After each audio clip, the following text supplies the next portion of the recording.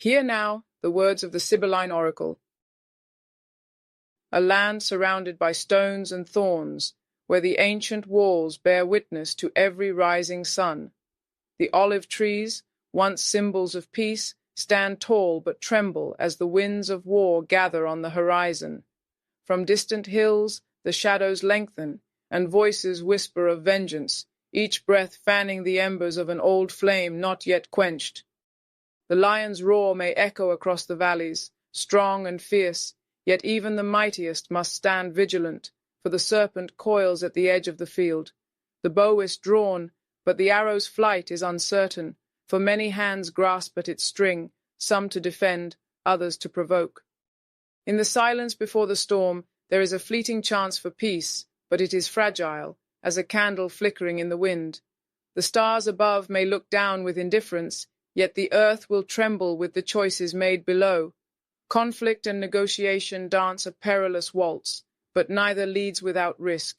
The river may flood with sorrow before it clears, and those who seek the sword may find it doubled in their hand. Beware the alliances forged in haste, for some shields may crack when struck, yet within there is strength, deep-rooted and enduring, though the path ahead is strewn with trials. The fox slinks in silence beneath the veil of night, its eyes gleaming with the knowledge of hidden paths. It is a master of shadows, where plans are spun like webs, unseen by those who walk the open road. Beneath the lion's roar and the serpent's coil, there are forces moving beneath the surface, unseen hands crafting their designs. Those who approach with smiles and open palms may conceal daggers beneath their cloaks, for not all allies are what they seem. The wise must be vigilant, for the masks of trust may hide the face of deceit. Once more the serpent slithers forth, its venom filling the air with treachery. It wraps itself around the very heart of the matter, its presence woven into the threads of fate. Its strike is not always swift, for it waits patiently, tightening its coil in silence, biding its time until the moment of weakness. This foe is not distant, but near, lurking in the shadow of the lion's strength, poised to act when all eyes are turned away.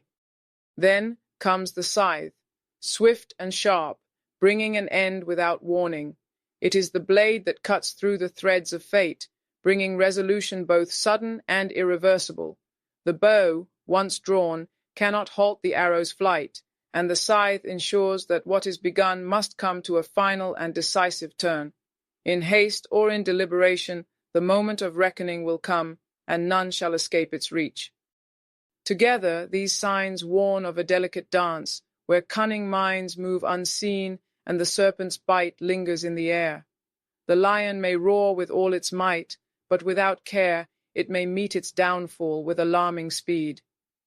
Deception and betrayal are not distant shadows. They are the very ground upon which this battle is fought, and only foresight will keep the scales in balance.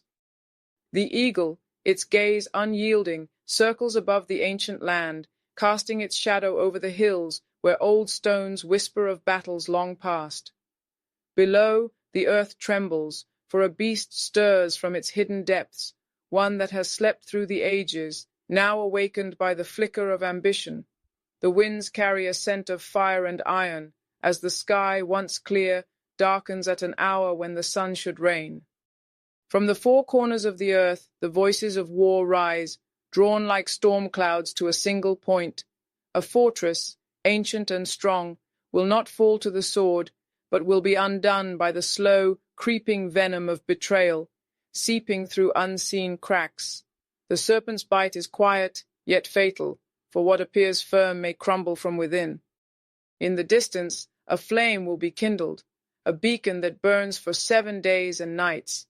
Its light will stretch across the land, casting long shadows upon the nations, as all look toward it, uncertain whether it heralds salvation or ruin.